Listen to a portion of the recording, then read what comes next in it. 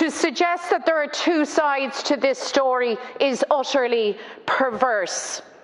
To suggest that Israel is simply defending itself is an obscenity, and shame on anyone, on any so-called world leader, wherever they are, if they repeat such an obscenity.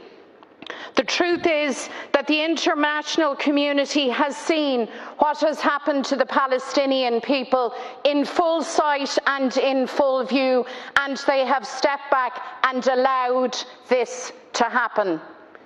So to the UN Security Council, to the entire apparatus of the international community, let me say this, that we see you. Your people and your population see you.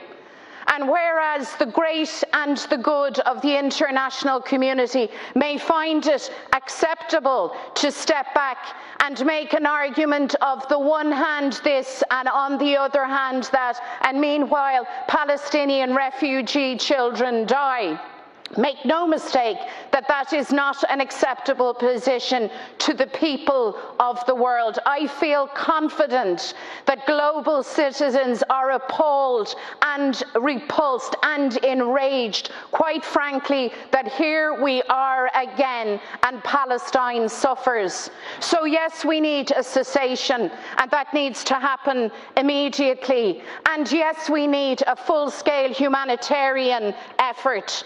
But above all else, let's be clear, we need justice. We need the rule of law to prevail.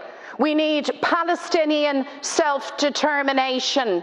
We need the state of Israel to be finally called out for what it is, a racist apartheid regime. And we in Ireland, perhaps more than any other people, have a special obligation to act on all of this, because we know the colonial experience, the experience of dispossession and division. We know what it is to be left destitute. So we have no excuse not to act. So Minister Coveney and your government, when will we recognise the state of Palestine?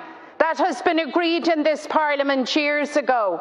When will we see the occupied territories legislation advanced? And when will we finally insist loudly, clearly and consistently that the law be respected and that Palestinian lives matter?